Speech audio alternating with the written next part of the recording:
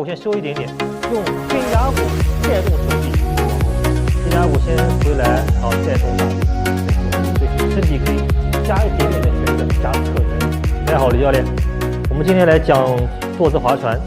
坐姿划船现在有两种很争议的动作，一种呢是挺胸坐，来挺胸坐，收肩胛骨，挺胸坐，好还原，挺胸坐，好还原，挺胸坐，好还原。还有一种做法啊，略微含胸，略微含胸坐，略微含胸坐。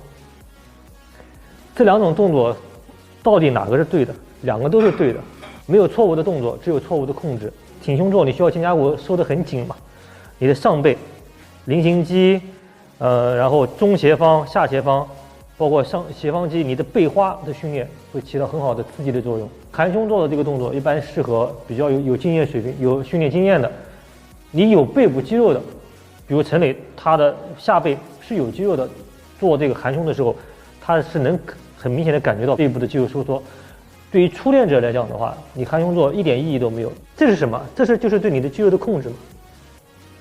你如果没有肌肉量，然后没有控制，你做这种含胸的划船意义就不大啊，小伙伴。所以对于初练者来讲，其实就是中规中矩的挺胸收肩胛骨，但是还有一个前提。还记得我们讲高位下拉的时候是一定要先沉肩，还记得吗？那其实在坐姿划船的时候，一般会建议什么啊？肩胛骨打开，看到吗？先收肩胛骨，先收一点点，用肩胛骨带动手臂往后滑。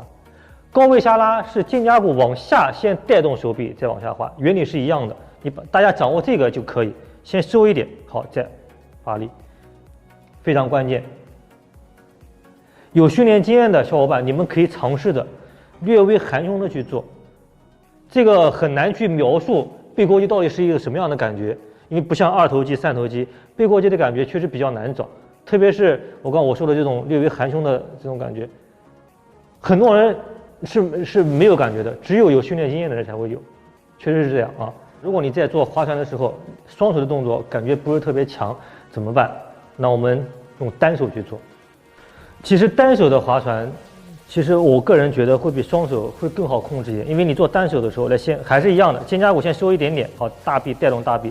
因为你用单手的时候，你的身体因为单侧旋转嘛，你的背部收的会更紧一些。好，还原，松出去，肩胛骨先回来，好，带动大臂再做。对，身体可以加一点点的旋转，加侧屈，为了可以更好的收紧背部，送出去，先收再大臂，先收肩胛骨，好，再做前关节伸，对。送出去，肩胛骨先回来，再动大臂。好，以上就是关于这个坐姿划船给大家讲了几点。一般还是建议就做挺胸的做啊，挺胸做，收肩胛骨，坐姿划船，这是一个双手的。再有一个呢，如果说小伙伴们感觉背部收缩感不是太强，换成单手的，试一试，加一点点的旋转加侧屈，啊，你的背部的感觉一下就会出来了。还有人会问这个单手的划船和哑铃的单手划船有什么区别？我这里大家再给补充一下，哑铃和钢线最大的区别在哪里？一般钢线的动作我们会比较注重最后的顶峰收缩，因为一般情况下啊，钢线不会用特别大的重量，对吧？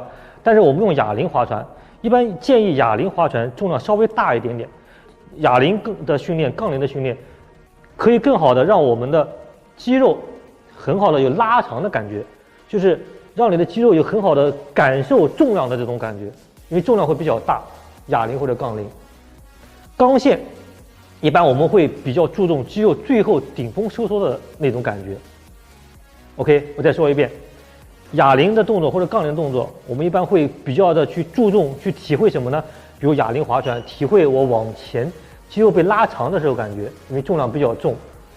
钢线我们一般会注意力放在哪？注意力放在最后顶峰收缩拉的那一下，因为重量不是特别的大，相对来讲会比较好控制。这就是钢线的划船、单手划船和哑铃划船的区别就在这里。OK， 觉得李教练的视频对大家如果有帮助的话，记得帮我竖着3连。我是李教练，拜拜。